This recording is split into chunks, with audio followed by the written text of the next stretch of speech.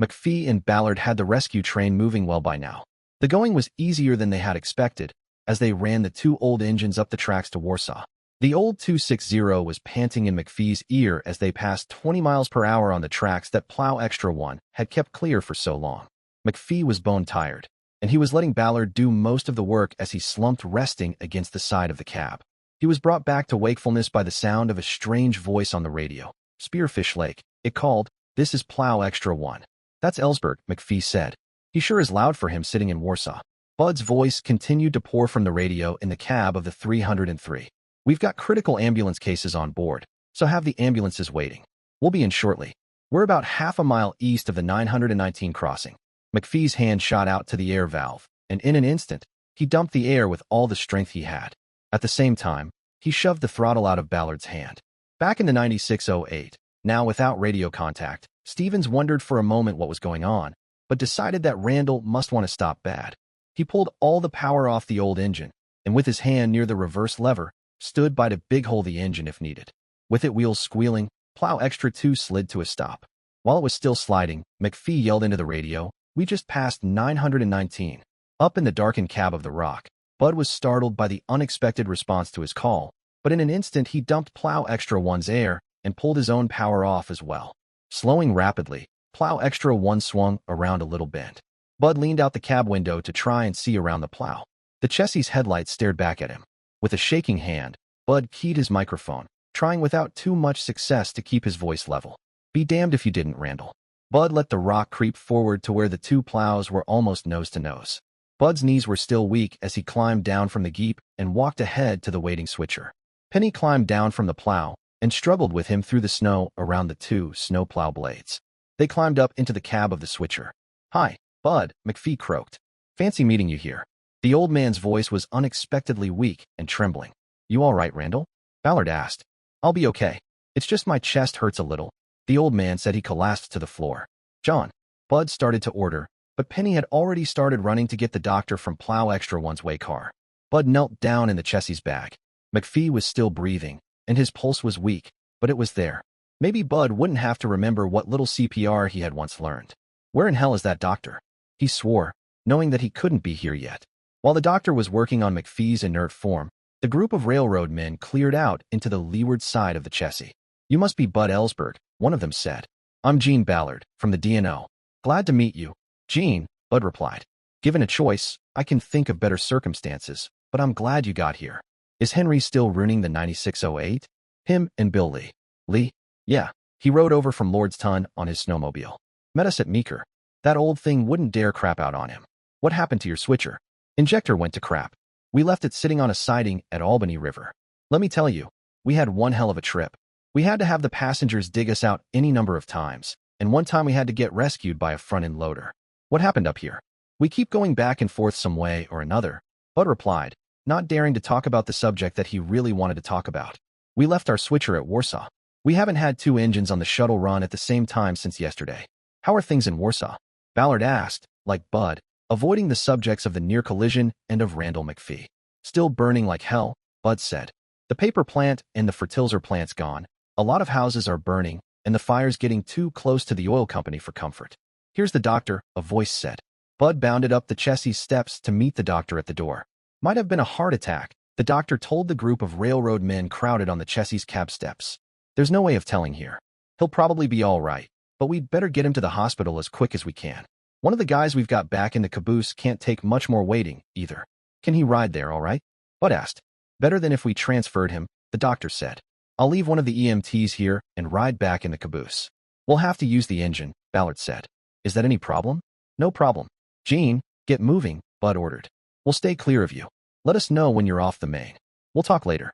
Within seconds, Ballard was whistling the 9608 back, while Bud, John, and the doctor struggled back through the snow to Plow Extra 1.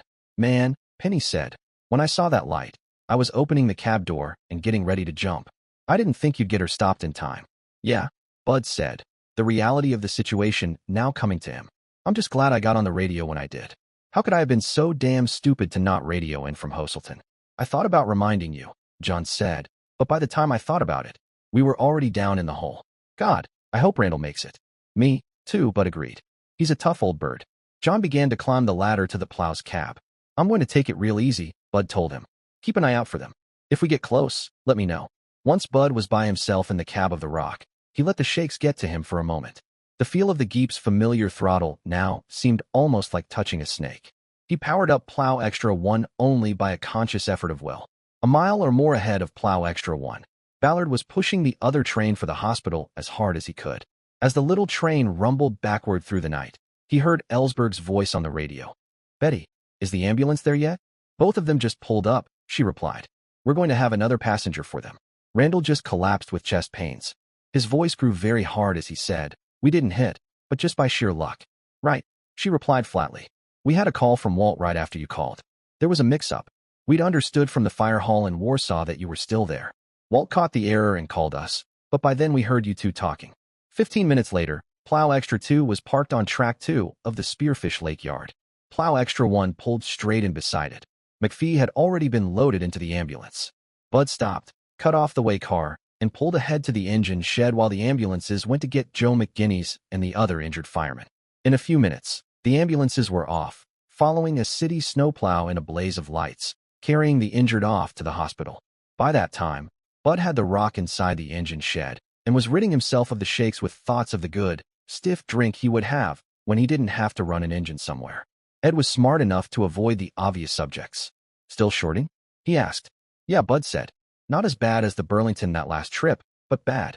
Well, that's that, the mechanic said. We're going to have to cool it with this engine until we can get it dried out good. I've been going through the Burlington's motors, trying to figure out how much damage we caused. And be glad the diesel crapped out. If it hadn't, you would have had a hell of a repair bill. Bud shook his head. Well, at least now we can let this thing sit for a while. The chassis and the 9608 don't add up to the power of the Rock, but they can still get up to Warsaw and protect the scram train. How long do you think we've got to let the Rock sit?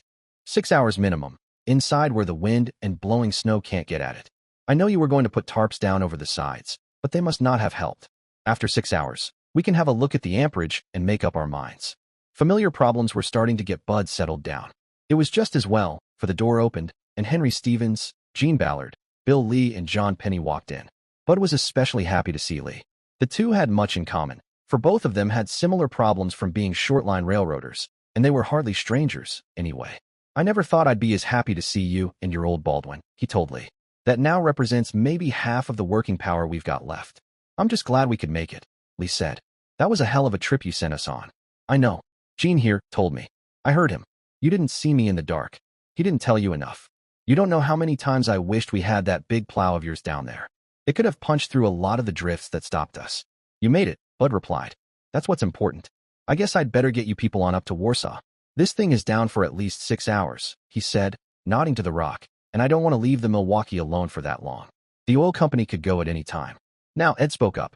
Before they go, Bud, there's something I'd like them to do. What's that? I'd like them to go get the 1478 and haul it up here. I've been thinking about what Bill told me, and I've been looking at the Burlington. There's a chance I can get one of them going with parts from the other. Lee shook his head. That means injector pump parts, Ed. I could be wrong, but isn't that a factory repair? Well, yeah, it is, normally, Sloat replied, but when I was in the engine room of the Hardhead, we had one crap out on us while we were on simulated war patrol. We rebuilt it, and it lasted out the trip. How long did it take? Bud asked the retired submariner. 2 or 3 days, but we had to build a lot of the parts, Sloat replied. I don't think the Burlington's pump is as bad off, and there's a good chance we're looking at mix and match. It's worth a try, I guess, Bud said. But, fix the 1478. I don't want to trust the Burlington anymore. Ballard shook his head. Those people on our consist have been screwing around on that train for a hell of a long time, and they're starting to get a bit pissed off at the speed we're not making. We could do both, Bud said. We can send the people up there with Bill's engine, and that would take care of the scram train, too.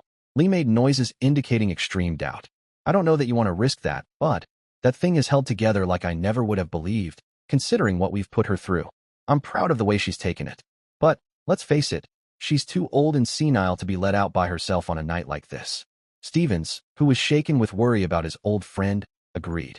What's more, he went on, I haven't been on the 303 since the trip started, but I'll tell you this. It's awful fragile for what we've been giving it. If we send the two out together, there's a good chance that one will stick together long enough to get us somewhere. But, we don't want to let either of them out alone. Bud nodded. He knew Stevens well enough to know that he didn't talk much, But when he said something, it was worth listening to. We could still try for Warsaw, Ballard said. That's what we were doing when we met you. Tell you what, Bud replied. Let's call Warsaw. If they've got a lot of danger of the fire getting to the propane tank, let's get you guys the hell up there. If they're holding their ground, let's send the passengers over to Rick's and make a quick trip to Albany River. Unlike their pullback from the Jerusalem paper plant earlier in the day, the collections of fire departments in Warsaw gave up their positions on Plain Street only after the most stubborn resistance. Things seemed to be looking up for Fred Linder, for the wind was getting around even further to the north, making the possibility of the fire jumping across the alley to the buildings fronting Main Street ever more unlikely. If the wind would just settle down and blow out of the north for a while, he'd have the worst of the fire in Warsaw under control. If the fire jumped Main Street before the wind began to blow out of the north, he'd really have his hands full, since there was nothing to stop houses right across the street from the oil company from burning. If he could hold Main Street, then the fire could only blow onto the already burning fertilizer plant, and the fire that was there wasn't going anywhere, even if the building melted through. But that was far off in the future. Holding the line where they were wasn't going to be any picnic. Since dark, Linder had slowly been pulling units off of the fires on Plain Street as their cause became hopeless and moving them to their new locations. He had seen no sleep for coming up on 2 days now, and for the moment, things seemed under control. Once Spearfish Lake had been moved to their new location, Linder rode his snowmobile over and told Masterfield, "You're in charge for a while. I'm going over to the rest train for a bit. If things get out of hand, or if the fire jumps to the west side of Main Street, give me a call." "When do you want those units still on Plain Street to move to their new locations?" the Spearfish Lake chief asked. "Albany River can move when they've got what they're working on knocked down, or if the danger on 2nd Street gets out of hand. Walsenburg can move whenever it gets too hot for them. You and their chiefs be the judge. Whatever happens, give me a call at midnight, and we'll see what's happening then." "Will do," Masterfield said. "Get what rest you can. If you people aren't too heavily engaged when I get back," Linder replied, "why don't you figure on taking a break then?" The Spearfish Lake chief was grateful for the offer. He had no idea how long it had been since he'd last had a rest. However bad he felt, he was sure that Fred Linder had it worse. The Warsaw fire chief rode his snowmobile past the charred heap of rubbish that had been the Jerusalem paper main plant. Somewhere in his tired mind, he knew that he wouldn't be going back to work there when the fire was over and he'd had a chance to rest up. Since the fire had started, he hadn't had a chance to think farther ahead than that. There probably wasn't much hope of staying in Warsaw after the fire was out, and he felt vaguely that he was presiding over the death of the town, whether it burned to the ground or not. When the fire was out, there'd be time enough to figure out what to do next. He stumbled into the dining bus and plopped down next to Walt Archer. Archer was worried, and even in his tired state, Linder could tell without asking. "Any word from Spearfish Lake?" the engineer asked. "Not a thing that I've heard," Linder replied. "If it hasn't been on Plain Street, then I probably haven't heard about it. Did the plow train have troubles?" "I don't know," Walt agonized. "We had a call up here a little while ago, and somehow the call got to some idiot from Kremlin. They asked if the train was still here. He thought this was the train that they meant, so he said it was. Bud left a long time ago, but they wanted him to stay here. That could only mean the train from Camden was upbound. I had your people send a message down to Spearfish Lake to stop them, but I haven't heard anything since. Jesus, I hope the message got through, and it's just that nobody thought to tell me. We don't need a cornfield meat on top of everything else." "Cornfield meat? Head on." "You're right," Linder replied, stunned. "That would mean the end of any more help from Spearfish Lake. We don't need that, too. Tell you what, I'll call the fire hall and have them called down and find out." "I'd appreciate that," Walt said. Linder picked up his portable radio and opened a bus window far enough to stick the antenna outside. Rumsey, over at the fire hall, responded quickly to his call. "We've got a call coming through from them right now. Stand by." Walt looked tense. Even Linder was alert. "Message from Bud Ellsberg," the radio squawked after a couple of eons. "He wants to know, do you need him back up here real bad right away, or does he have some time for some engine repairs?" A wave of relief flooded over both the engineer and the fire chief. There'd been no mention of a wreck, and if Ellsberg had the capability to come right back to Warsaw, then there couldn't have been one. The line was still open. Linder turned to Archer. "He must have gotten through all right. What do you think about the engine repairs?" "If he wants the time, he probably needs it," Walt said, "but not so bad that he can't give you the choice." That was no help. In the long run, keeping that one engine going was of extreme importance to Fred Linder, and maintaining it might well be important to having it say, "Tomorrow." "Tell him to work on it, but make it as quick as he can," Linder said into the radio. The fire chief sat down next to the engineer, at the plate of stew and the cup of coffee he'd brought in. As tired as the fire chief was, the thought of food didn't appeal to him. and the coffee wouldn't do much for his tired nerves. "Piss on it," he said. "I'm going back to one of the buses and get some sleep." "I'm told the sleeping is kind of bad back there," Archer replied. "You need it more than most. There's a cot in the cab of the engine, and it's quiet in there. If you leave your radio here, I'll come and wake you up if they need you." "That's nice of you. Don't let me sleep past midnight, and call me if there's trouble." The gentle idle of the Milwaukee's diesel drowned out a lot of the noise in the area, but Linder didn't exactly need lulling to sleep. He'd barely hit the cot when he was out like a light. "All right," Bud told the railroad men in the engine shed. "We'll go for the 1478. Somebody go send the passengers to Rick's, and the rest of us will turn to on getting heat on the rock. Once we've got that done, we'll take the other two engines to Albany River." Stevens got Bud's attention. "If it's not going to be too much trouble," he said, "we ought to back the 9608 down there." "Why's that, Henry?" Bud asked. "Well, if we head down there, that puts the back of the cab to the wind. Then, when we come back up here, that's going to be mighty uncomfortable." "Good point. It won't be any more trouble, either," Bud said, and went on, "I suppose, to be on the safe side, we ought to take a plow." "It'll about have to be the little plow," Penny said, "unless you want to get the rock out to get at the big one." "The little one ought to be enough," Bud said. "It's only been a couple hours since these guys came over that track." "You coming with us, Bud?" the D&O man asked. "Might as well," he replied. "The alternative is to sit around here while the rock dries out, and I don't want to sit around here right now." Privately, most of the men in the building would have agreed that sitting around would give them too much time to think about McPhee and about the near collision. As a result, in a few minutes, Ellsberg, Penny, Ballard, Stevens, and Lee were heading down the line to Albany River with Plow Extra 2's remaining engines. After all the desperate trips to Warsaw that Bud had been making, it seemed as if it had been years since he had been down the tracks to Albany River, and it took a lot of thinking to realize that his last run up these tracks had yet to be a full 3 days before. The trip to Albany River wasn't long. It was only a half hour or so before they were pulling up to the siding at the Albany River Coal and Lumber Company. Something about the location reminded Bud that he still had to put together a quotation on a freight contract with the company. Betty had said something about it. When? The day before yesterday. That was all. Freight contracts to places like the lumber company were going to have to be more important in the future, since there wouldn't be the Jerusalem paper traffic. Bud knew that sometime soon he would have to think about such things. When the fire was out, maybe then he and Matson and a few other people could take time for the problem. The railroad had been keeping Warsaw alive. Once the fire was out, then the Camden and Spearfish Lake could worry. They stopped next to the red and white switcher, and Bud went out to uncouple the 9608. Stevens backed the steamer up past the switch points, then ran the engine up, coupled onto the 1478, and dragged it out onto the main line. Ballard backed up the chassis and coupled it onto the front of the switcher, then whistled to consist forward. "Doesn't the radio in the steamer work?" Bud asked. "Nah, it crapped out the last time we were up here," the D&O man said, whistling for a crossing. "Battery's dead, I think. We get back, I'll have Ed take a look at it," Bud replied. As they were coming into Spearfish Lake, Ballard asked, "Bud, where do you want to park this thing?"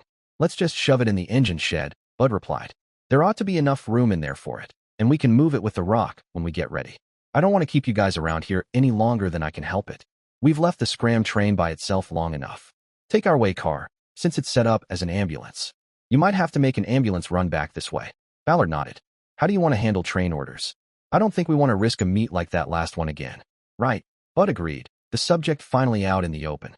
"Even if we get the rock going right away, I'll sit here until you or Walt calls the office on the telephone. Then, you sit there. Don't come back this way without calling the office yourself on the telephone and getting clearance. I don't want any more of this jazz of messages being passed third hand through the fire hall. The only message we'll have for you through them is to call the office. The scram train can go to Hoselton anytime, so don't go past Hoselton without calling them on the radio and finding out where they are." "That'll work," Ballard agreed. "Sorry to look so amateurish," Bud said, embarrassed.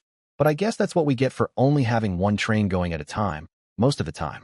We're not used to that kind of thing, and what with losing the plant, it doesn't look like we'll ever have to get used to it." Sitting at the office platform, the final loading of Plow Extra 2 was underway. Betty came out and waved at Bud. He and Jean went over to see what had happened. "We just heard from the hospital," she said. "Randall is doing all right. They think he was just more tired out than anything, and it got to him. They don't think he had a heart attack or anything like that." "Now, there's a relief," Bud said, his heart a lot lighter. "I think I'm going to be able to put up with the bitching out he'll give me." "Don't worry about it," Ballard replied. "As far as I can see, you had the right of way, and our orders were kind of fuzzy." "That's not what bothers me," Bud told the D&O man. I should have had the system set up so it wouldn't have happened in the first place. Ballard couldn't see Bud's executive viewpoint. You may be right, he told the CNSL president, but Randall won't think about it. We'd best get a move on. A minute or so later, Bud watched Plow Extra 2 leave for Warsaw again. With just the chassis and the 9608, it didn't look like much, but it was all the help that Walt would need. As the little train vanished into the dark and the snow, Bud went into the office. I've got some of those figures you wanted put together, Betty said. Do you want to study them? No, Bud said, shaking his head. I really don't have the inclination right now. If they're as bad as I think they are, it'll take whatever energy I've got left for this operation out of me. He changed the subject. I didn't see any fire departments waiting around. Not that Plow Extra 2 could have taken any more, anyway. No, she said. We've been hearing about White River for hours, but they haven't made it yet. They got sidetracked by a fire at Lynchburg back before dark, so there's no telling when they'll get here. Big fire? Not according to Upton. Just a house fire, and no real chance of it spreading. But even if they have it out by now, they won't be here for hours yet. We've also had word that Coldwater is on the way, but there's been no sign of them yet. Guess up in Warsaw, they're going to have to make do with what Plow Extra 2 already has. With the little plow and the 303 again leading, Plow Extra 2 was out near the County Road 919 crossing again. Ballard was still running the 304, but a relief man was in the cab with him. Suddenly, the little engine lurched. Now, that's strange, Ballard commented as the speed of the train began to fall. What's strange? This son of a bitch isn't working right. In fact, it isn't working at all. You know more about it than I do. After a moment, Ballard said, the engine's winding up like it isn't attached to anything. Could be the generator field has gone out, or it could be the drive shaft to the generator, or something. At least, we're not getting amps. He reached for the whistle cord. Sloat had been unable to fix the 9608's radio. The little train eased to a stop. I suppose I'd better have Lee take a look at it. Lee only gave the engine a quick glance. There's not a lot I can do to it here. I don't know much about these little doodle bugs, anyway. Shit, Ballard replied. That's twice I've had an engine die under me this trip. Walt climbed the cab steps to the Milwaukee. Fred Linder was sleeping soundly, and it wasn't easy for Walt to wake him. Is it midnight already? The fire chief asked, still sleepy. Not quite, the engineer said. But there's trouble. They had another propane tank explode. No one hurt, but there's 2 houses on Main Street on fire. Ron Crane was sitting in the Coldwater fire station when the call came in about the train wreck. It was very quiet around the station. The department had left for Spearfish Lake and Warsaw hours before, and the Rochester department had agreed to send a tanker and a pumper to Coldwater to back them up in case of emergency. But it had turned out that Rochester's detachment wouldn't be able to get to Coldwater until after the plows were done with convoying the Coldwater department northward, and they could be handed off to a Spearfish Lake County plow. That left the town with no fire department for a few hours, but Crane wasn't as worried about that as he once would have been. Once upon a time, Crane had been the Coldwater assistant fire chief. A couple more years, maybe 3 or 4, when Charlie Pascal retired, he would have been chief, but that was before the muscular dystrophy stranded him in his wheelchair. Nowadays, Crane mostly worked the fire station base radio when the department was out on a fire, and did some of the paperwork, and tried to keep himself occupied and useful. He still held an EMT card, and made occasional medical emergency runs if no one else was around, and he had first aiders available. And he always had them now. About a year and a half before, Coldwater and every other department for 50 miles were out fighting a wild forest fire in tinder-dry woods, and Crane had been left at the station, as always, when he got a call to a garage fire on the north side of town. Crane always claimed that he had never thought out in advance what he would do in a situation like that, but it only took him the distance from the telephone to the radio microphone, not far, to figure it out. The call went out to the monitors in every volunteer fireman's home. Fire bells. Respond to the station for a structure fire. The department owned an antique pumper, old enough to be a Studebaker chassis with a Hardy pump, that was usually only kept for show, and the occasional inter-department waterball meet. The fire bells were the Coldwater Fire Department's ladies' auxiliary, usually holding bake sales or feather parties, raising money for good causes. But the fire bells were also the regional waterball champions, and Crane, who could go a short distance on crutches, had gotten the old pumper running by the time the women responded. Though the ladies weren't skilled enough to do any more than surround and drown, and only had odds and ends of turnout gear left by the men and grabbed in the rush, the old pumper could still hook to a hydrant and pump water, with Crane yelling instructions through a bullhorn. They hadn't been able to save the garage, but they had been able to keep the fire from spreading to the attached house and to the neighbors. No small feat, as dry as everything was. The fire was out, and the pumper was back at the station before a pumper arrived from Atlanta, the nearest available department. It had been a turning point for the Coldwater Fire Bells. 3 of the women who'd fought the fire that day now held firefighter I certificates and had left for Spearfish Lake with the rest of the department. Several others were working on firefighter certificates, and most now had advanced first aid cards or were EMTs. The Fire Bells hadn't held a bake sale in over a year. The old Studebaker truck sat in the station with Crane this snowy day, just in case, but now, it was not as big a thing as it once would have been to hear his words over the common fire frequency. Fire bells with snowmobiles. Report to the station for a medical emergency. A few minutes later, Brent Page heard the snowmobiles coming up the road and stopping at the crossing. He thanked the old woman that had given him shelter and went out to meet them. "You the ambulance people?" he asked. "Yeah," Crane replied from the back of his snowmobile. "You must be the guy from the railroad. You ready to go?" With Page on the back of his snowmobile to show the way, Crane led the little convoy of rescuers up the tracks to where the Lordstown Northern Alco lay stranded with the injured Darla Lee. The going northbound for Crane and the Coldwater Fire Bells wasn't a bit easier than it had been for Barton Slager and Hoddle, farther north a couple of hours earlier. The wind was against them, and it blew snow madly across the tracks. It was well after dark by now, and the headlights on the snowmobiles didn't show through the storm as well as might have been hoped. Only the traces of Page's footprints and the faint marks of where the track had been plowed out earlier were left to guide the party in many places. At least they had enough people, experienced snowmobilers, all, to be able to change off on point every few minutes. Once the lead snowmobile had cut a path, the ones following only had to worry about following the tail light of the one ahead. They made no great speed, but crawled steadily northward. It took the rescue party most of an hour to get to the stranded Alco. By now, snow had drifted up along the sides, and in another few hours it would be hard to find. One by one, the Fire Bells brought their snow machines to a stop in the lee of the engine. Brent hadn't thoroughly warmed up after his walk south, and the bitter wind of the northbound ride had taken a lot out of him. Nevertheless, he was the first one off of a snowmobile, and he stiffly ran the best he could up to the cab door of the Alco. He opened the door and spoke softly. "Darla, you made it back." He smiled. "I said I'd come back for you. I was worried about you," she said, still staring at the roof of the cab. "I thought I heard snowmobiles a while ago, and I knew it was you then, but it wasn't. I guess I was hoping too much. We're here, now," he told her. "I'd better get out of the way and let these people work on you." On crutches, and with a little help from the ladies, Crane made his way into the cramped cab of the Alco. There wasn't a lot of room for him and his helpers to work, but within a few minutes they had come to the same conclusions that Brent had reached earlier, about the broken ribs and leg, and about the possible damage to her back.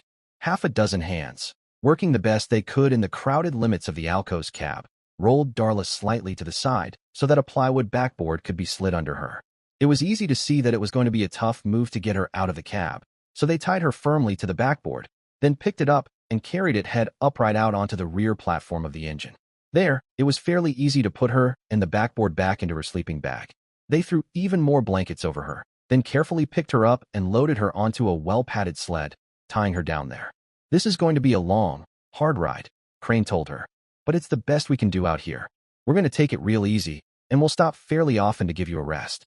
"Let's get it over with," she replied weakly. "I'm so rested I could scream." Crane turned to the Fire Bells and said, "She's got to have a soft ride. We'll tow her behind my machine. If about 3 of you go ahead and beat out a trail, that'll make it a lot easier. Then, I think we should have one following, in case of trouble. Paige, why don't you ride with Mindy there?" Crane wasn't joking about going slow, Paige found out. As he rode along behind one of the Fire Bells, he knew that he had been able to go faster when he walked out. It was Crane that had the hard job, trying to run the machine smoothly and not allow the sled to have any hard bumps. At least the going was easier southbound, for the wind was now more or less behind them. Again, it still cut across ahead of them, making the visibility poor, but at least their faces were out of the wind, and the tracks from their earlier passage were still in place, giving them the chance to find their way without too much trouble. Even so, they stopped every few minutes. After the first stop, when they found that Darla's face was starting to collect snow, they covered even that, and stopped even more often to make sure the snow stayed cleared away. It seemed to Paige that the trip must have taken most of the night. In fact, it took them not much more than an hour from when they set out from the Alco until the lights of a city snowplow and an ambulance crawled into view at a forest road crossing. The backboard was untied from the sled. "How was the ride?" one of the Fire Bells asked as they worked at the frozen ropes. "It was better than just laying around waiting for you," she replied. Still tied to the backboard, Darla was lifted up and placed in the ambulance. The now thoroughly chilled Brent got in behind her, and the snowplow began to lead the slow trip to the Coldwater Hospital. Brent leaned over and said to her, "How are you feeling?" "I'll make out," she replied, staring at the roof of the ambulance, her head straining against the cervical collar that Crane had put on her neck back at the Alco. She wanted to face him. "I was so worried that you wouldn't make it back for me. I was beginning to wonder a little myself." "Brent, when I met you, I thought you were kind of a jerk," she said weakly. "You're not. You saved me, and you saved the Alco, and that engine is more of my life than you might think. Maybe too much. I've got to thank you for saving both of us. Lean over here." "What?" "Lean over here," she said, more firmly now. "I can't kiss you, all tied down like this, so you'll have to kiss me." Ambulance attendants or not, Brent Page did as he was told. Much to his amazement, it turned into a long, heartfelt, soulful deep kiss that lingered on, their tongues entwining, each tasting to the other like water after a long drought. Finally, he pulled back. "Actually," she whispered, "I had something a little more personal in mind, but that can wait for later." He was silent for a moment, thinking about it. A long time later, he finally said, "I think, right now, we need to be friends more than we need to be lovers." "You've got a deal," she said.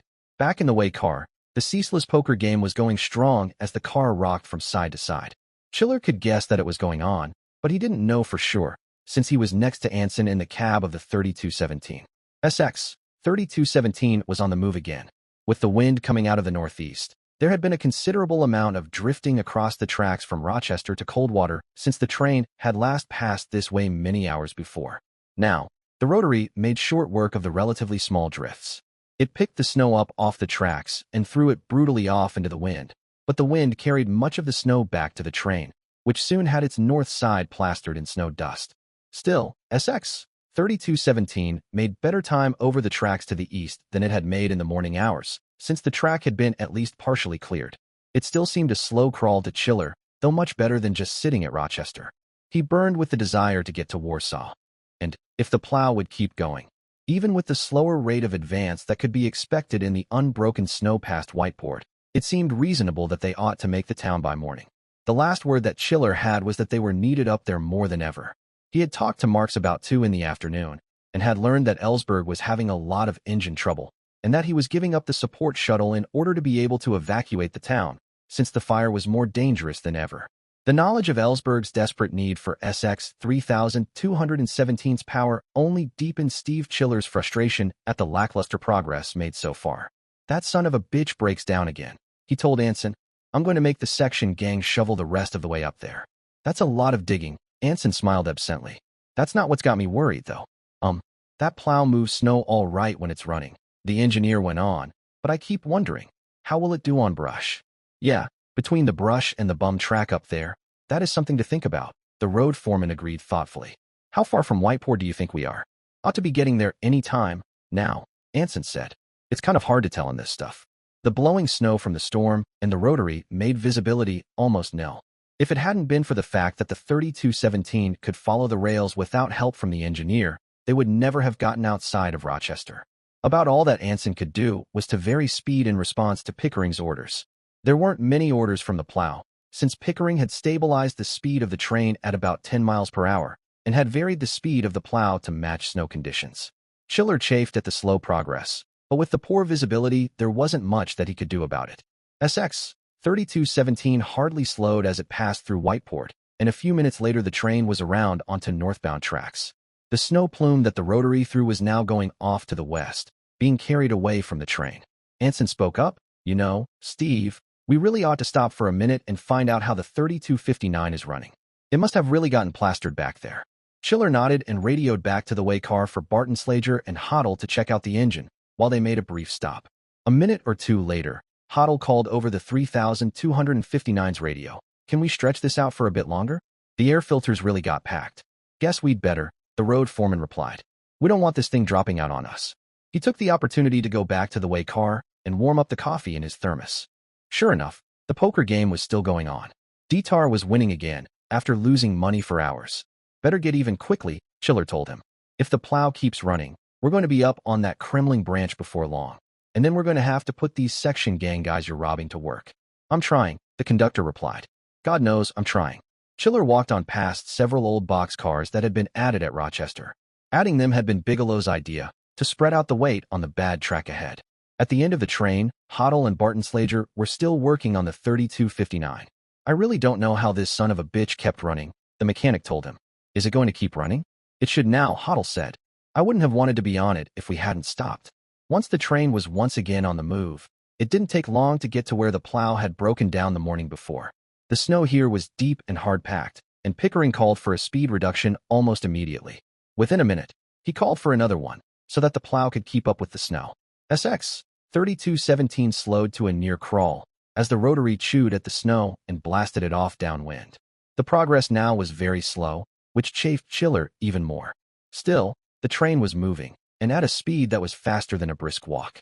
It took them nearly 2 hours to get to the little hamlet of Hugo, on the western shore of the lake, and there were still several miles to go to get to Kremling, where the real work would begin. There wasn't much that Steve Chiller could do as the train crawled north, except to sit in the cab of the leading Jeep, drink coffee, worry about the plow and whether it would keep ruining, and be unnecessarily curt to Anson. Presently, SX 3217 crawled out onto a long grade through the swamps northeast of the lake, and here Pickering was able to call for a speed increase. Now that's better, Chiller told the long-suffering engineer.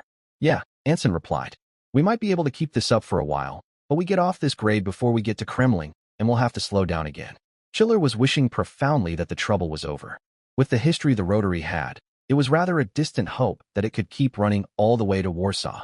As the minutes crept on like hours, the plow kept roaring away with never a hint of problems, shattering the blackness of the storm-ridden night with a glare that the 3217's headlight reflected off of the plow's snow plume.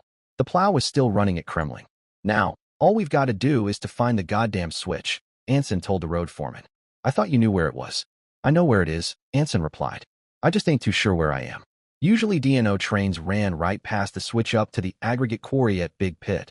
No Decatur and Overland train had even tried to find the switch for the long-disused branch in years. In the end, they had to dig for the switch, much as Randall McPhee had done a few hours earlier and many miles to the west. Here, Chiller was able to rouse the section gang out and send them with shovels to find the switch mechanism. Naturally, the switch stand proved to be hidden under several feet of snow, and this weathered and hard-packed snow was tough shoveling. While the section gang worked away at the buried switch, Chiller started to get the rest of his people set up for the risky push down the branch. Jim, he told Barton-Slager, I want you to be riding the 3259, just in case. We're going to take it real slow, and I want you ready to make a quick pull backwards if the track begins to settle on us. Maybe we can get out on a quick one, where waiting a while might allow the head end to settle too much. I'm not looking forward to this, Barton-Slager said. Me either, Chiller went on. Don't back down unless we tell you to. We may have to stop almost any time to cut trees or something. I really don't know what to expect. I've heard that the track is in pretty bad shape. That's what I heard, too. I don't know how bad a shape. Chiller yawned. He'd been going a long time. Guess I'll see how the section gang is doing on the switch. Oh, Tom, he said to the conductor. Keep a brakeman right near the uncoupling lever behind the way car. If the 3217 tries to go over the side, he might be able to get the train busted in time to keep the 3259 from going over the side, too. He'll have to be the judge. While Barton-Slager departed for the 3259, Chiller walked back to the head end of the train. The section gang had reached the switch, but it wasn't dug out enough to change, yet. He found Pickering talking to Anson in the 3217's cab. We'll just have to go real slow and take this thing as it comes, Chiller told the two. I don't want to do anything real risky if we can help it. After all, this isn't our track anymore. Dean, I want you to sing out right away if anything feels funny, and Harry, I want you to be ready to dump power at the first peep from Dean. Chiller had barely finished speaking when the section gang came trooping back to the train from the switch. Don't get too involved in the poker game, the road foreman yelled to them as they passed the cab. This next stretch is why we brought you guys. We may need you in a hurry. One of you guys, grab a chainsaw and ride up here in the engine. Soon, they were ready. Up in the lead Jeep, Anson turned to his boss and said, Steve, do you really want to do this? Nothing better to do in a town like this. And besides, the bars will be closing soon, the road foreman replied. Get her moving. Anson eased the throttle out, and SX 3217 gingerly clicked over the switch and onto the branch, where train wheels hadn't been in years. The snow, of course, was fully as bad as it had been to the south, but the tracks proved more stable than Chiller had feared. The snow and ice they were buried in helped to hold them in place, and the rotary plow didn't put the stress on them that a blade plow would have. As advertised, brush was growing all over the place, and there were places where Pickering couldn't see through it to pick out where the tracks lay. For the first couple miles, SX 3217 was lucky with the brush, for it hadn't grown so much that the plow couldn't ride over it.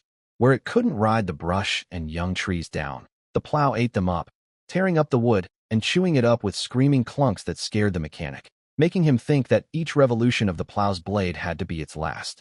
The agony of the plow could be heard in the cab of the 3217. If Chiller had worried about the plow's lasting before, he had all the reason in the world to worry more now, as the train passed slowly down the tracks with tree branches brushing each side of the Jeep's cab. After the first 3 miles, the train moved out onto another grade through a swamp. Here the snow wasn't as bad, and the brush was smaller, but Anson kept the speed down. The track used to be real bad right around through here, he told Chiller. That's fine, the road foreman replied. Just take it easy, and we'll take it as it comes.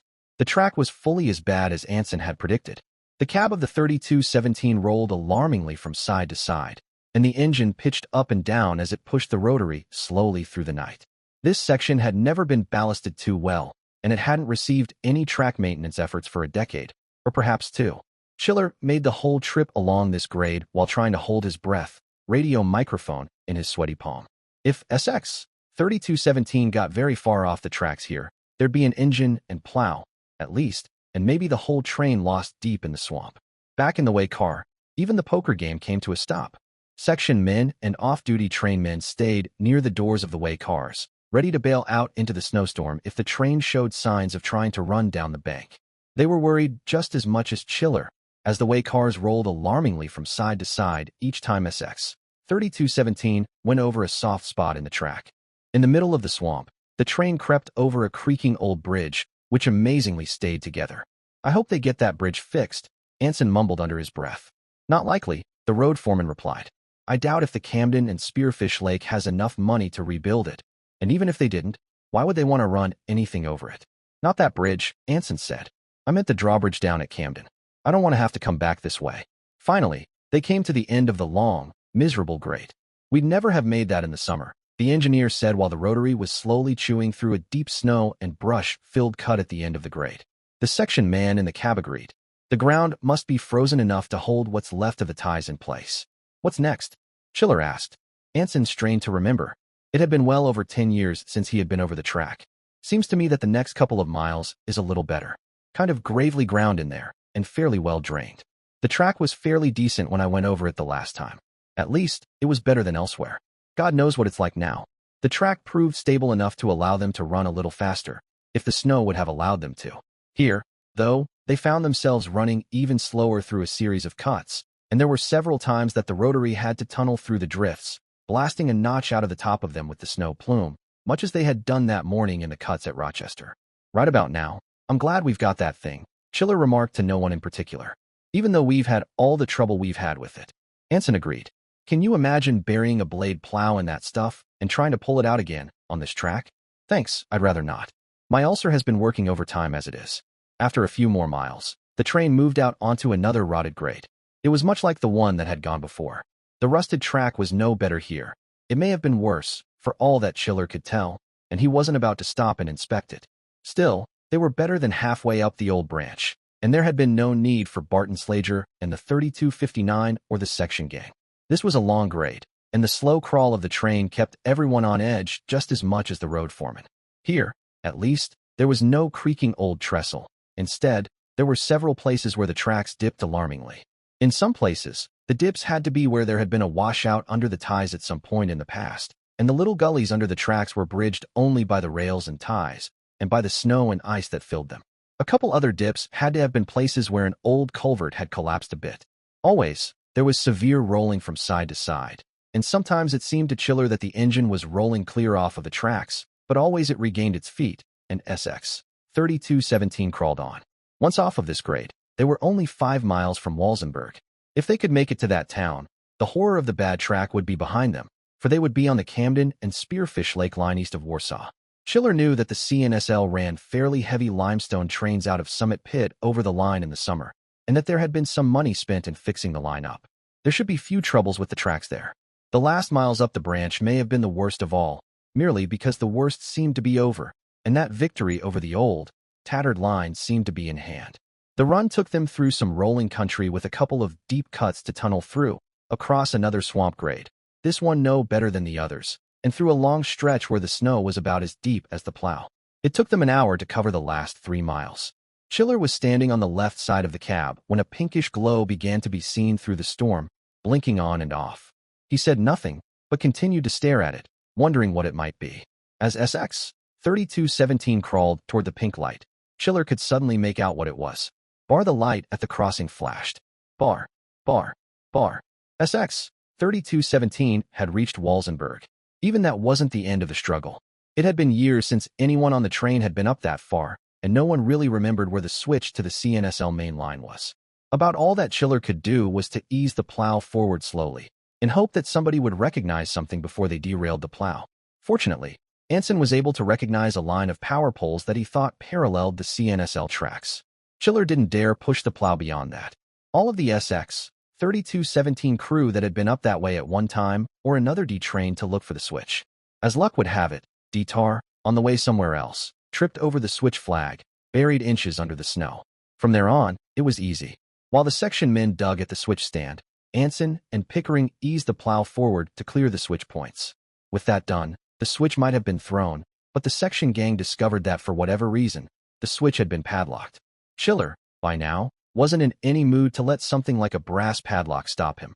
A hacksaw cleared the blockage within a few minutes. It was long after midnight when he had Anson whistle the crew back aboard. Pickering powered the plow up, and the leading Geep inched it out onto the Camden and Spearfish Lake main line that they had sought for so long. They soon discovered that the CNSL hadn't been running to Walsenburg and Summit Pit in the winter, any more than the DNO had been running past Rochester to Big Pit. The snow here was fully as deep as it had been north of Rochester, and any hopes that Chiller might have entertained about a quick run to Warsaw soon exploded. The run over the final section was about as slow as all of the running they had been doing since nightfall, but with each turn of the plow's blades, they were getting closer to their destination. At least the worries about the bad track were over with. The CNSL line east from Walsenburg wasn't that good, but it was at least on a par with the DNO line north from Coldwater. They were on strange, but familiar territory now. The last time any of these men had been here, these tracks had been the DNO's. Now, they belonged to a little, foreign railroad, and it was strange to be traveling here. As Snowplow Extra 3217 crept westward, the plow was running just like it was supposed to, and victory seemed in their grasp. After the Kremling branch, the going was easy. The tracks finally dipped down into a wide, low valley, and again they were running on a grade through a swamp. The snow plume was now being blasted directly downwind, and the snow was hitting the earth and blowing caked snow out of the trees far to the leeward of the plow train. They came to the end of the grade and crossed a long, low trestle over the main branch of the Spearfish River. Once they were on the other side, they faced their last obstacle, the long, deep, narrow trench of Grant's Cut, where Bud Ellsberg and Walt Archer had tried and failed to punch their way through with the Burlington and the Milwaukee the morning before. Now, where even the CNSL's big plow had failed, the rotary could chew right along, blasting a path with the snow that it threw through the tunnel it dug. All of a sudden, SX-3217 lurched to a stop, despite the onward surge of the 3,217's motors. As Anson shut down, Chiller scrambled for the microphone. "Now what the hell?" he yelled. "Engine's running fine," Pickering replied from the cab of the plow, buried in the snowbank. "The blade isn't turning, I think. How about backing out of here so we can take a look at it?" Chiller had Anson back the train up a couple lengths to a little area of level ground just before the tracks plunged into the cut. Again, Hoddle and Pickering turned to the plow, while Chiller steamed in the cab of the Geep. After a few minutes, he could take it no longer, so he climbed down and walked forward to the plow. "You guys got it figured out yet?" he asked. Hoddle looked up from inside the plow's engine cover. In the thin, reflected light from the 3,217's headling, Chiller could see the frustration in the man's face. "I think we pushed too hard," Hoddle said. "The goddamn main shaft is sheared, right up by the flange that drives the blade. How long is it going to take to fix?" Chiller wanted to know, feeling no less frustration than Hoddle. "There's no way to fix it here," Hoddle said. "Not even if we brought Sawyer and his welding stuff. See, when the shaft went, the snow pushed the blade back into the main bearing and screwed that up. It's going to be a hell of a big job to fix it, a shop job for sure, and we're going to have to come up with a new main bearing." "Is that all?" Chiller asked. "That's about it, except for the fact that it's going to take a crane to lift the blade out so we can change all of that shit. We've only got a couple miles to go. How about if we back up to Walsenburg and try to fix it there?" Hoddle shook his head. Maybe, he said finally. Maybe, if we can find the stuff. While Ed was out in the shop, tearing into a couple of injector pumps, Bud left the office and headed over to Rick's. He'd had enough exposure to the National Guard stew in Warsaw. Once was enough to want to have a good meal, and he had steak on his mind. Rick's was empty enough to give the little man time to cook it right. It was the first time in a couple of days that Bud had been off railroad property, but even now, he didn't get that far away. He took a portable radio with him and sat it down on the counter while the odor of steak began to build in the little restaurant. Rick was working in the back of the restaurant, so Bud got his own second cup of coffee. While walking back to the radio, the little radio began to squawk. Spearfish Lake, came Ballard's voice. This is Plow Extra 2. We've got trouble. Bud sat the coffee down and picked up the little radio. I'll take it, Betty, he said, then went on. Plow Extra 2. Do you read Spearfish Lake? What's the problem, Gene? Read you weekly, Ballard replied. Your 303 isn't pulling. The engine is running all right, but it isn't generating anything. Are we clear to return to Spearfish Lake? Where are you? Bud asked loudly. Right about where we almost hit, came the reply. How about trying for Warsaw on just the 9608? Bud asked. If you don't make it there in 3 hours or so, the rock ought to be dry enough by then to come out and take you the rest of the way. There was a moment's silence while Ballard and Lee talked this one over. Finally, Lee responded, Negative, Bud. The 9608 isn't strong enough to haul the train. Push the 303 and plow snow too. We'd have to double most of the way, and Henry and I are getting too beat to do that. Come on back. Then, Bud said, resigned to defeat again. Give us a call if you have trouble. Rick had heard the exchange over the sound of Bud's frying steak. Now, he came out of the kitchen and commented, Not another one. Guess so, Bud replied. Maybe it's something simple, even though we don't have part 1 for the chassis up here. He turned to the radio again. Ed, do you have a radio going in the shop? A few moments of silence went by. Ed had been leaving a radio on in the shop all along, but Bud suspected that he might have turned it off in order to be able to concentrate on the injectors. Bud repeated the call, then after a moment said into the radio, Betty, grab John and have him go out to the shop and give Ed a call. You're running out of engines, aren't you? Rick commented. I guess maybe, Bud agreed. The only thing I can think of is to lighten up Plow Extra 2 and have the 9608 head on up to Warsaw. Anyway, if it craps out, maybe Walt can come and get it with the Milwaukee, or maybe I can go and get it with the Rock after it dries out a bit. Rick shook his head, then left for a minute to check Bud's steak. When he came back a moment later, he had another question. What about the train the dirty and old is sending up through Kremling? They ought to be able to keep you going. It would, if it ever gets to Warsaw, Bud replied. I'm beginning to think it was a waste of time and money. The last we heard was about 2 this afternoon. They were sitting in Rochester with their plow busted again. They've spent more time sitting than they have running. It'll be a miracle if they get here by this time next week, at that rate. You could use them, couldn't you? You bet I could, Bud said, dreaming. I could do a lot of things with some good power. I could set 2 engines on the Warsaw run.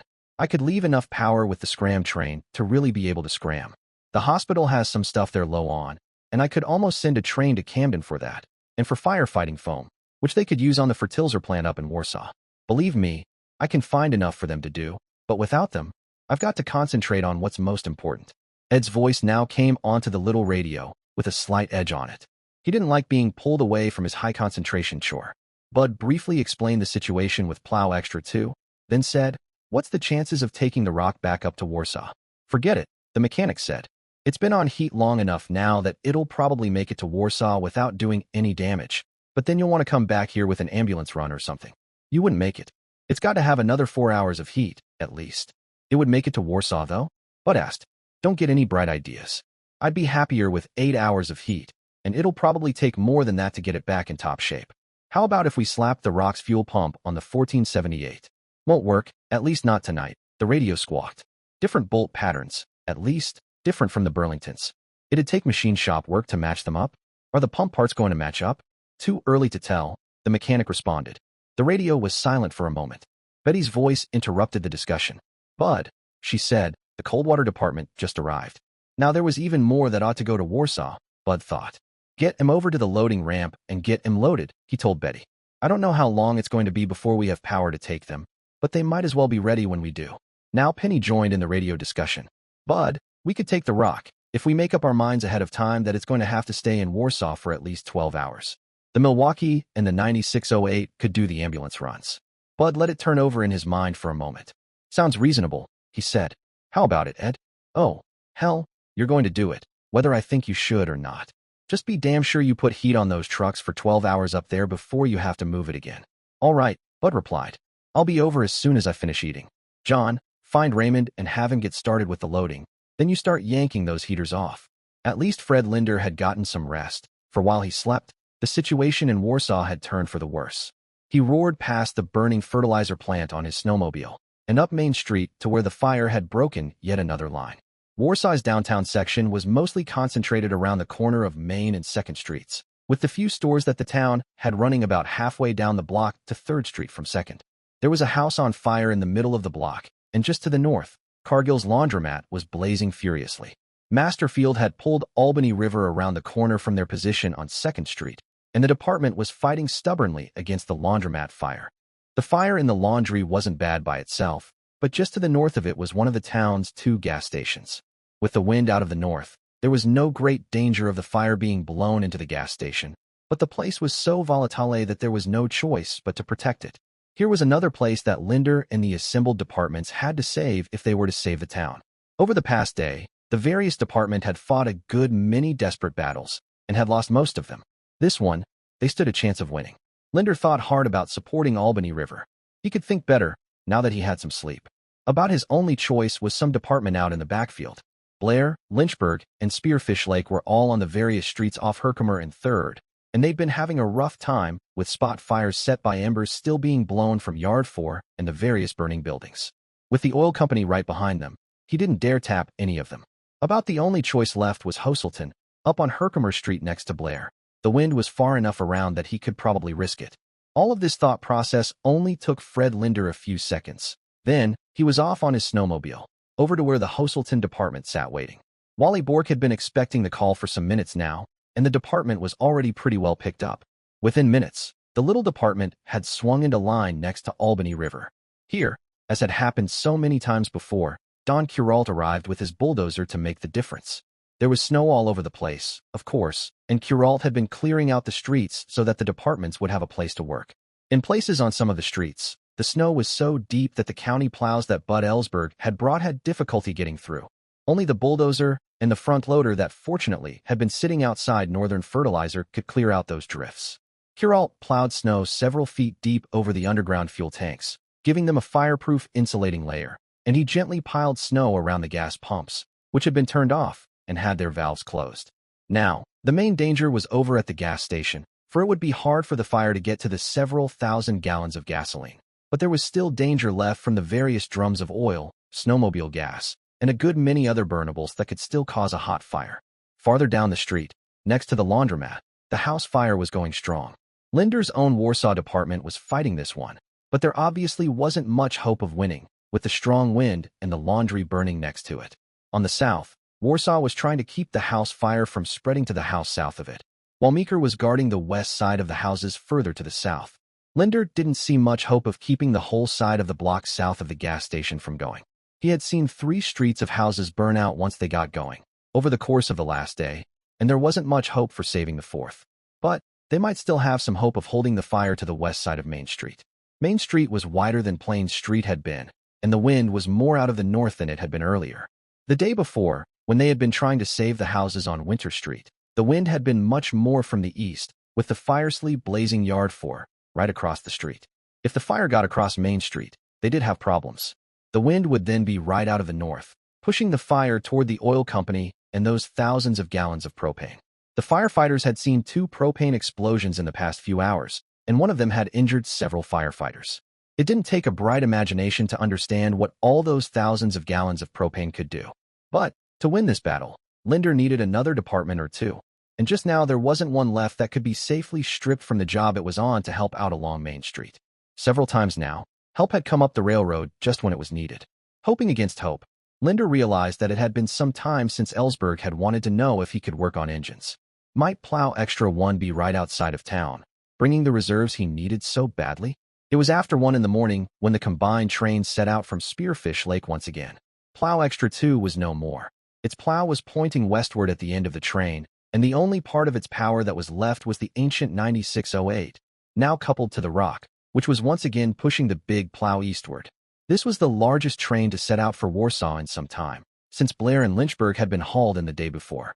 Behind the big plow, there was the oldish blue and white Jeep, a first-generation product of the diesel era, and the downright ancient Baldwin, a survivor of that era and of more modern steam engines as well. The train was a motley collection of cars, most built for other purposes put pressed into service, as all the rescue runs had been. First, there was the Baldwin's coal gondola, now partly empty. Then, there was the CNSL Way car, which had been rudely turned into an ambulance that had saved a good share of lives. After that was the DNO Way car, filled with Camden firefighters and a handful of other rescuers, including Sally Keller, who was still intent on succoring Warsaw's homeless, almost all of whom had long been removed to Spearfish Lake. This was followed by 2 red box cars, one with the mountain goat of the long-vanished Great Northern still on its side, that carried a load of relief supplies, spare hose, and other firefighting gear. Behind this was a flat car, with a Camden school bus on it, loaded with Camden and Coldwater firemen and a state fire marshal that was gratefully asleep. This was followed by 6 more flat cars, the first 2 holding Camden Fire Department snorkel trucks and air compressors. The compressors weren't really needed in Warsaw now, but no one had thought to unload them. The next 4 flat cars carried the most recent arrivals, the apparatus, less one antique pumper, of the Coldwater Volunteer Fire Department. Trailing the whole thing was the little plow, once rescued from a scrap heap, paying for itself many times over in the last day. Up ahead of it all, John Penny stared out of the cupola of the big plow, as he had done on so many trips before. There was nothing new to see, and there were drifts in all of the places he had come to expect drifts, and new ones in places that he didn't expect to see them. The big plow handled either kind easily. "How's it going?" Bud called back to the 9608, which had had the Burlington's radio rudely grafted onto it in the few minutes the engine had been stopped in Spearfish Lake. "Fine," Lee reported. "Best I've seen it since I met this train." In the cab of the blue Jeep, Bud and Jean Ballard sipped at coffee. This was proving to be as uneventful a run as Bud had made since the storm started. As Plow Extra 1 headed through the pine flats north of Spearfish Lake, down the long grade into the Spearfish River swamp, and across the long fill through the swamps where the plowing had been easy on earlier trips. It was easy now, and when the rock's nose pointed slightly upward at the end of the fill, it hardly slowed down the flood of stories about the last few days. "The Hoselton crossing is a few miles past the top of this grade," Bud told his companion. "We'll have to stop there and put on gas masks. We'll be into the toxic smoke not long after. We don't dare duck through the smoke without them, or we'd be making an ambulance run right back down to Spearfish Lake." "They must have been tough to fight a fire in," Ballard commented. "It's not so bad now," Bud replied. "There wasn't much that was on fire in the smoke cloud the last time I was there. Yesterday morning, all of the firefighting had to be done in that kind of stuff. I guess they're gaining that much ground."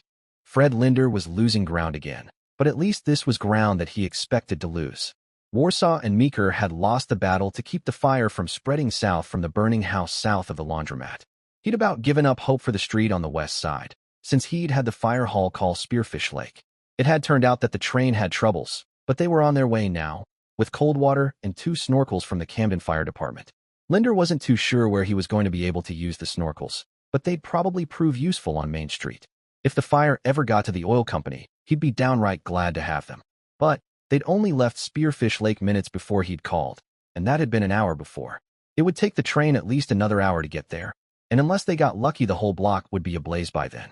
The wind was out of the north-northeast by now, and if they could hold the fire that had gotten going earlier on the west side of Main Street from spreading across the street, and if Blair and Spearfish Lake could deal with the stubborn spot fire on Herkimer Street that they had been fighting with tanker water for a couple of hours now, and if the wind would get around ever farther to the north, and if none of the little spot fires that had been springing up near the oil company got out of hand, and if the overheated pump bearing at the city water plant continued to hold out, as it had held out since the main plant fire started, and if a few other things, then the end might just be in sight. But if any one of those things went wrong, they still could lose most of the town. As always, the key seemed to be in the main fire line, now on Main Street. Linder spent most of his time there, in the hours after midnight, but this didn't keep him and his snowmobile from occasionally appearing at the oil company, where Kremling had held the western perimeter against the fertilizer plant fire for more than a day, or at the spot fires at Herkimer Street, where Blair and Lynchburg and Spearfish Lake were struggling to keep things under control. Although Linder knew that more help was coming, he had begun to be a bit suspicious of more help. It always seemed like things got worse when help got there, spreading the lines even thinner and making the need for more help just as imperative. While Bud waited for gas masks to be distributed from the boxcar, he called ahead to Walt. "What's going on?" he asked. "They're back to Main Street," The Milwaukee's engineer answered. We've got another ambulance run waiting. It's going to have to be really serious, Bud told him. We're hurting for power. I'll talk it over with you and Linder when I get there. Here was the problem that he had been dreading, and sooner than he'd hoped.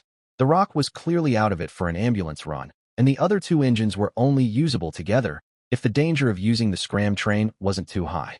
But there were only two tired men left that knew how to run the 9608, one of them well into his 70s. An ambulance run now would have to be pretty desperate. Bud thought about walking back to the 9608 to get a feel of how much more he could ask of Stevens and Lee, but a strange voice on the radio interrupted him. Any Camden and Spearfish Lake unit at Warsaw. This is Decatur and Overland Snowplow Extra 3217. To reach him on VHF, they had to be close. With a tear of relief in his eye, Bud carefully keyed the VHF microphone again. Snowplow Extra 3217. This is Bud Ellsberg on Plow Extra 1. Glad you could make it. I've got an ambulance run to go out, and I haven't got an engine left that can make it to Spearfish Lake by itself. Afraid we can't help you just yet, the voice replied from the D&O train. Our plow is dead again. We're going to back up to Walsenburg and try to fix it, but it may take a while. Disappointment crashed down on Bud. In a defeated voice he asked, Where are you at? Can't tell you the milepost. They're all buried, and our people have forgotten what goes where. We're sitting on the trestle over the Spearfish River east of Warsaw. They were close indeed, just on the other side of Grant's Cut, the worst snowcatcher on the line. How far into the cut did you get? Bud asked over the intervening few miles. Couple 100 yards, maybe a little more. We got into the other side of it maybe 200 or 300 yards yesterday morning, Bud replied, his mind churning. He didn't want to let two geeps slip through his fingers. The going got tough, he went on, and there wasn't any need for us to press on then. That leaves only 200 or 300 yards or so. You guys stay where you are. We'll come and get you. Walt had been monitoring this exchange, and now he called Bud. You know damn well we almost got stuck in that thing yesterday. Right, Bud replied. But I've been talking to the people from Plow Extra too. They had to dig out any number of times with snow shovels. We've got the snow shovels, and there are enough people to dig with them. Let's go for it. It had been Steve Chiller in the cab of the 3217 who had called Bud when he'd heard him talking to Walt. Anson and the two mechanics were with him. Jesus, the road foreman told them. We've seen that cut, and they've seen it, too. They must need us bad. You heard them, Anson said. Apparently, everything they've got is on its last legs. They've got a great, big blade plow, though. They might be able to make it through with that. Bullshit, Pickering said. I was in the middle of it. It's at least 14 feet thick, and it gets worse farther in. I was beginning to wonder if we could chew through it ourselves. Bud, you are crazy as hell, Walt said. Dig through that thing. You looked up that cut yourself. There must be 18, 20 feet of snow back there in spots. Ballard was standing next to Walt. We buried your other plow several times down there by Thunder Lake, and a couple times after that. We dug out and made it up here. We can do it again. I still say, you haven't seen this son of a bitch, Walt said. But if you're so damn determined, then let's give it a try. That's the spirit, Bud said, turning to look at the flat cars, which were being rapidly unloaded. Fred Linder had already called for the units to go directly to the main fire line at 3rd and Main. After last morning, Bud went on, I don't think we'd better have anybody on the plow. Maybe we can unload your snowmobile off the Rocks running board and have Gene or John ride it out to spot for us. You want to couple the 9608 into the plow train, too? The engine's owner asked. Not if we can help it, Bill, Bud said. You can haul the bus flats out to the cut separately. We won't use the 9608 unless we don't have power enough to punch through with the diesels. Walt, have someone get in touch with Fred Linder and have him get every spare hand he can come up with onto the buses and every shovel they can lay their hands on. Not firemen, but I know there's a shitload of non-firefighters wandering around town. We've got maybe 75 or 100 shovels in the boxcar, Ballard said. Good. We'll use them. It took the railroad men in Warsaw a lot less time to plan the operation than it took to organize it. Most of the trouble came from rounding up 3 or 4 busloads of shovelers at 4 in the morning. They started out with perhaps 50 people already sleeping in the buses, and Bud wanted at least 100 more. While the volunteers were straggling in 2 or 3 at a time, Fred Linder rode his snowmobile over to the idling rock. What about this ambulance run I just heard about? He asked. It'll have to wait, Bud told him. But it would have had to wait anyway. That's why we need the power that's over on the other side of the cut. Linder shrugged. Well, if you've got to, you've got to. I'd better get back over to Main Street and get those Camden guys working before they try and take over the whole damn show. Not even the most determined poker players were left on SX 3217. As Plow Extra 1 headed west out of Warsaw, most of the train's crew, with every shovel the train carried, were out slowly clawing at the drift from their end. Chiller led a little to the top of the drift, and all of a sudden saw a snowmobile's headlight wallowing toward them.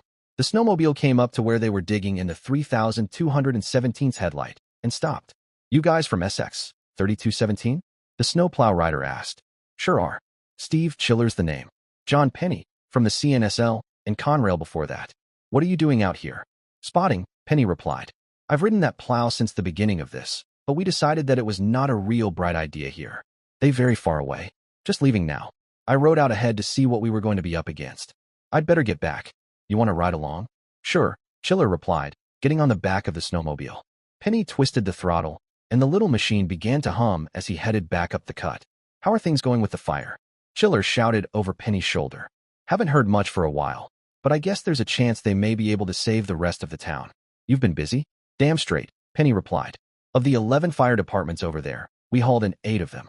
We'd kind of given up on you people." "We'd kind of given up ourselves," Chiller reflected. "For that matter, we haven't made it yet. I heard Ellsberg talking about the 9608 on the radio. Is Bill Lee with it?" "Sure is. We'd better not tell him right now," Chiller said. "But his daughter was hurt when their Alco derailed. She was bringing us parts for our plow. Last we heard, one of our brakemen had walked out through the storm to get help. We won't have a chance now, anyway," Penny replied. "Here they come." The tracks east of Warsaw had drifted up fairly badly since the Burlington and the Milwaukee had been over them the morning before, but not so badly that the 2 diesels couldn't plow up to the edge of Grant's Cut in one pass. The plan had been to clear the way for the 9608 to bring up the trainload of shovelers, but since the old 260 was lagging behind, Bud couldn't resist backing off and making a short run at the unbroken snow. Neither of the 2 diesels were pulling very hard by now, and Bud didn't think that they had enough power to get deep enough to get stuck. The Rock and the Milwaukee hit the drifts with about the speed that had been used the night before, and they knifed perhaps 30 yards past the point where Bud had called it off. Once the snow finally brought the train to a stop, Penny called over the portable. "Good run," he said, "but it's deep. I can just barely see the top of the plow." "All right, Walt," Bud ordered. "Back down." The 2 engines growled, but in both of the cab's slip indicators wailed. "Let's take slack forward and try again," Walt suggested. The 2 engines moved forward the few inches that they could muster, then back down again.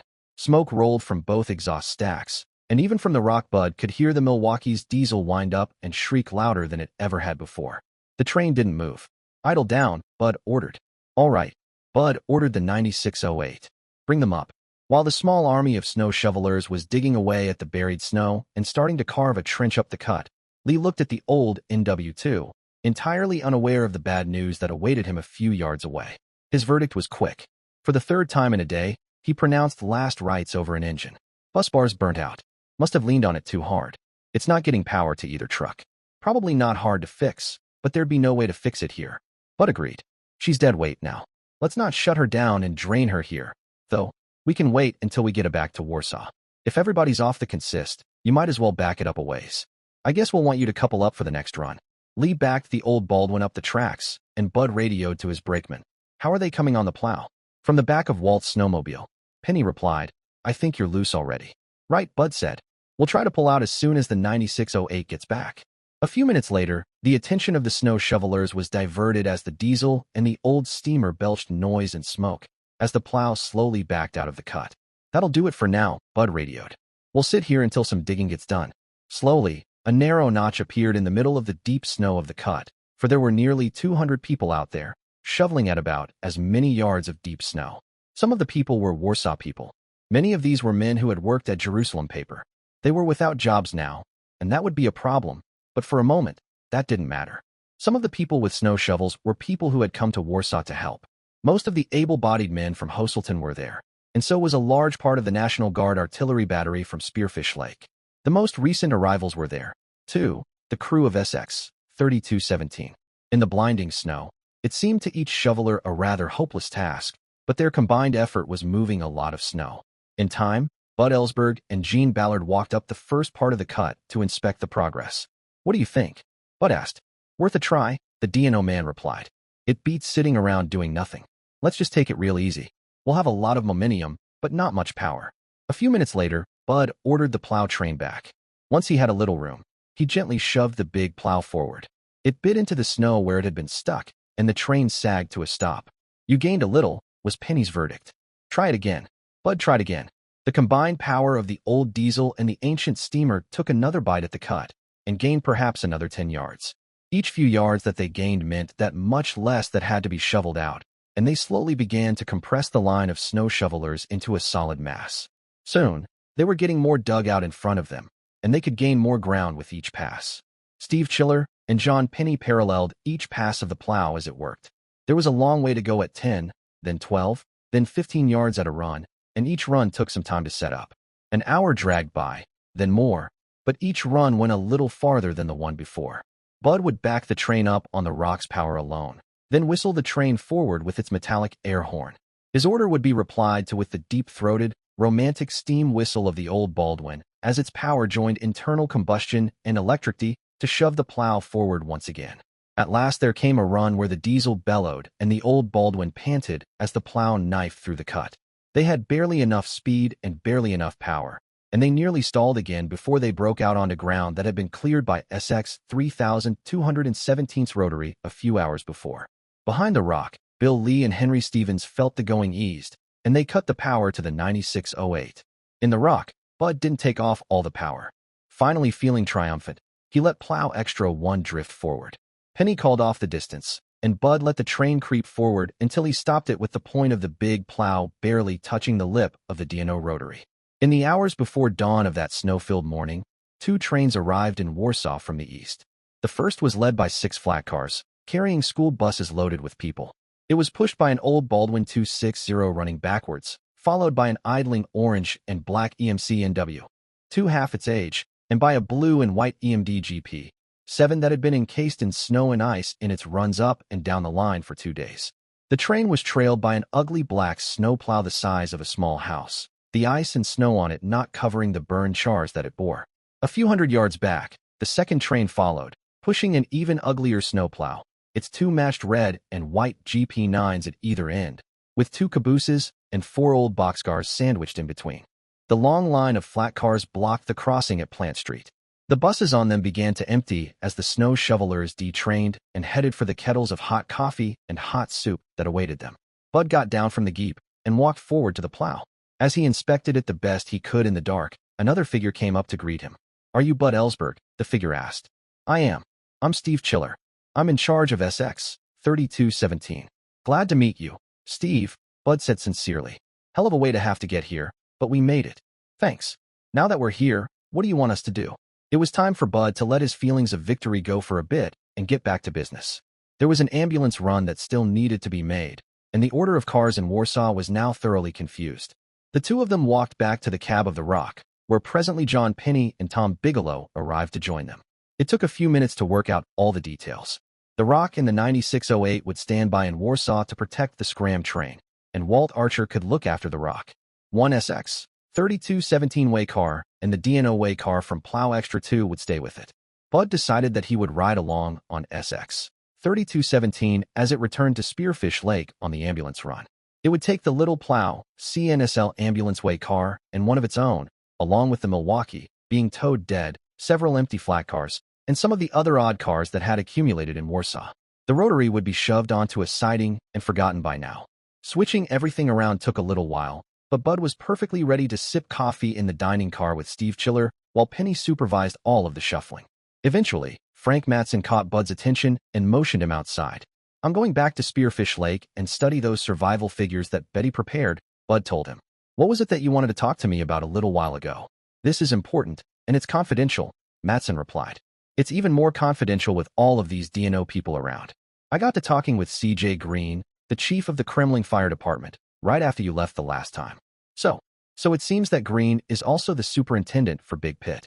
You know, the aggregate quarry down there." "Yeah?" Bud replied, getting more interested. "So it seems that the D&O just jacked their freight rates sky high a couple weeks ago, and they're already paying a hell of a lot more than we're charging on the traffic from Summit Pit. We've got nothing on paper yet, but we've tentatively agreed to match Summit Pit rates on haulage from Big Pit."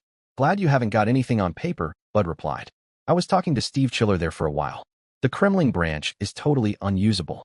It was only good luck and frozen ground that got them over it at all." "That's the beautiful part," Matson replied. "Big Pit owns the line down to the switch for the Kremlin branch, and Green thinks that they jacked the rates up on him because they want to abandon the line north of Rochester. We've heard that from the D&O down in Decatur before, Bud snorted. Abandon a customer with a lot of car loadings to cut costs. But we still don't have any money to fix up the branch. Oh, but we will, Matson said. They've agreed to a surcharge on our rates that matches the D&O's new rates for 3 years, so we can fix up the line. They want to talk a very long-term contract. Sounds reasonable, Bud said. Marks will shit when he finds out, but if they're trying to get rid of a customer, it serves them right. We've done all right on lines they thought were worthless, and we can do it some more. I just want it understood that this whole thing isn't just a ploy to bludgeon the D&O. That's the beauty of it, Matson said. We're talking, short-term, the same rates. Green has watched us support this town with everything we have, and that makes him think that he'll get better service in the long run with us. I will be damned, Bud said. I thought we were going to be selling the Burlington, at least. Guess we can't do that now. All of that business is going to be in the summer, and we're going to busier than hell. The winter is going to be dead, though? Maybe not. Matson lowered his voice even more. I don't know much about this yet. You know that Jerusalem paper was going to shut the plant down, anyway, mainly because it was old and worn out. Now that they don't have it, they have insurance money, a trained workforce, and support from the local bank, meaning me.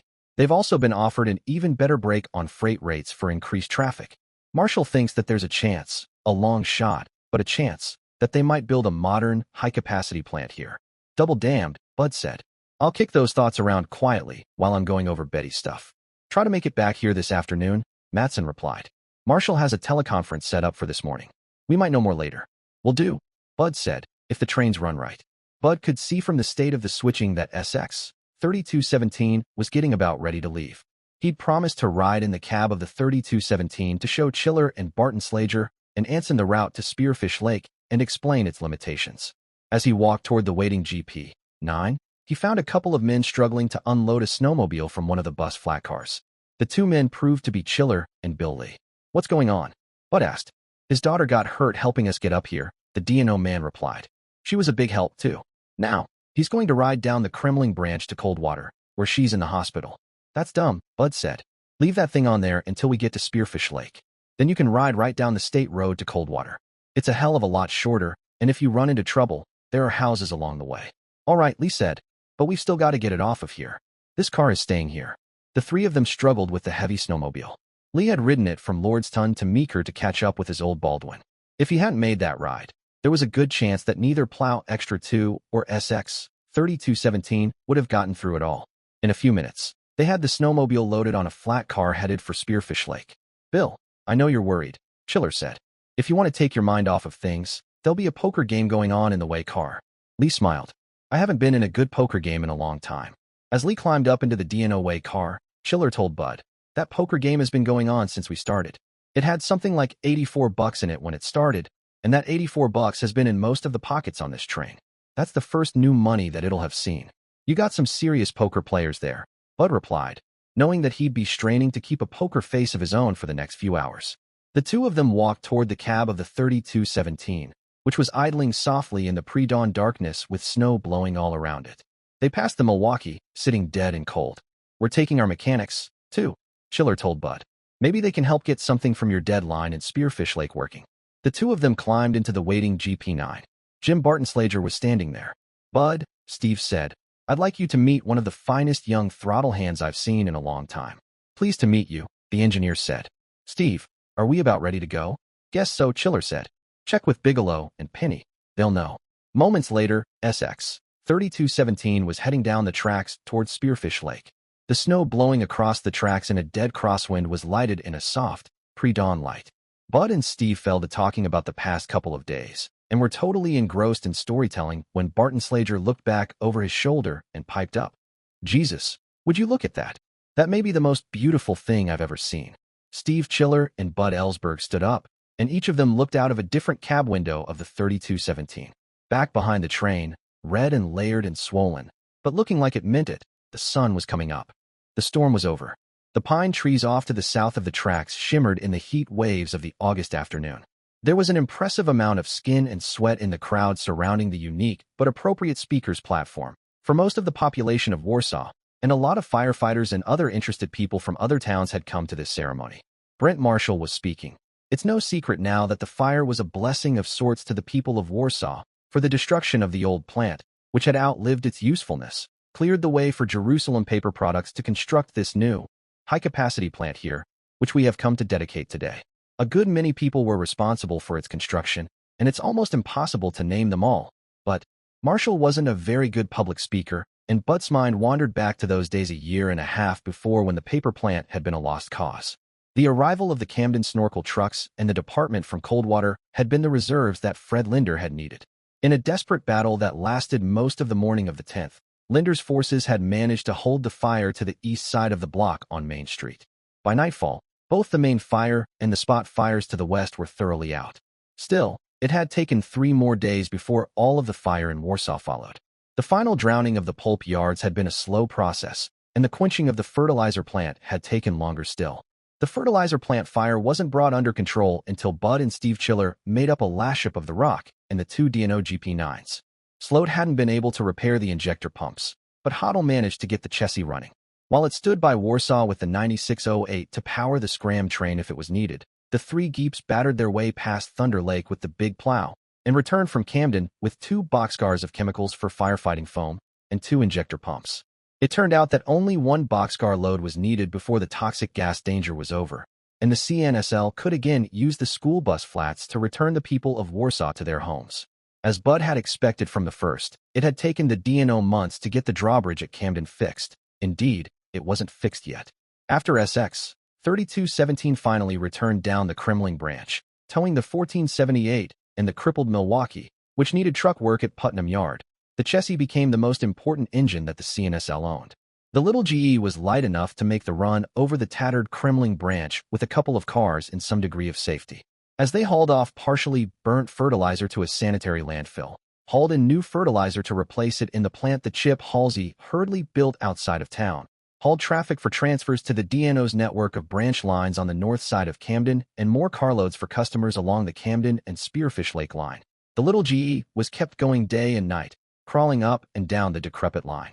Once the decision had been made to rebuild the paper plant, Jerusalem Paper had become concerned for its experienced workforce in Warsaw and the necessity to keep them at hand for the new plant. The company did what it could to meet that demands that the Warsaw plant would have met by starting a 3rd shift at its Rochester plant and staffing it with Warsaw people. It had taken mine detectors to find the buried Ellen Alco in its snowdrift and a crew of men to dig it out, but Lee had it back in service to greet his daughter as she arrived back from the hospital, her arm and leg in a cast, her back still sore, but not broken. Bud and Bill Lee had long been friends, but now the relationship was even closer. Bud's relationship with the DNO had deteriorated over the big pit business, and service to Kremling had been terrible. Working together, Lee had been able to arrange for trackage rights between Kremling and Whiteport. With the washout north of Haleyville repaired, Bud had a second connection to the outside world. The 3rd shift at Rochester couldn't accommodate all of the Jerusalem Paper employees, and times in Warsaw had been hard for a while. With help from the Big Pit people, the state, and the Spearfish Lake State Savings Bank, Bud was able to hire a good many of the unemployed men in Warsaw and put them to work under Raymond Tefk and Fred Linder on fixing up the Kremling branch. By the time that spring came, the branch was usable if they kept the speed slow, and it had improved considerably since. That first summer was busy indeed. Bud put the 2 Geeps into 24-hour service, running unit trains of rock from Summit Pit and gravel from Big Pit down to the loading docks in Camden, which fortunately were north of the drawbridge. All the extra switching in Camden brought another problem. Randall McPhee recovered from his trip on Plow Extra 2, but both he and Henry Stevens had to admit that they were getting busier than they wanted to be. It seemed something of a risk at first, but Bud had assigned John Penny and the repaired Milwaukee to Camden, figuring that John could learn a lot from McPhee and Stevens as the old men worked turn and about. The arrangement lasted through the summer, and then both of the old timers decided that the time had come to hang it up for good.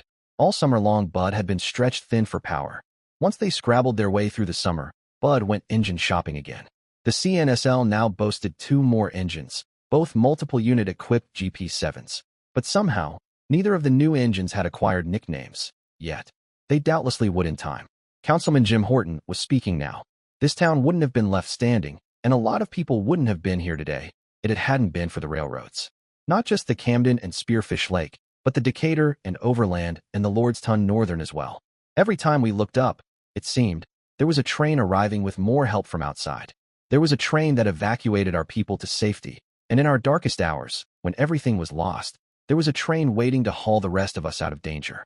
We've overlooked the railroad a lot, but it was there when we needed it, no matter whose railroad it was. One of the people we have to thank the most for that is Medford Ellsberg. Bud, it's your turn to speak. Bud got up and climbed slowly to the microphone while the tiny Warsaw High School band struggled with a tune. As the strains of the Rock Island Line filled the air, Bud looked out into the crowd to see a lot of friends and familiar faces, such as Fred Linder, whose temporary job with the CNSL had kept the hero in town, and Rod Turpin, whose life had been saved by a fast run to Spearfish Lake, and Joe McGinnis, who had taken over a lot of Bud's accounting business that was needed with the huge temporary workforce on the Kremling branch.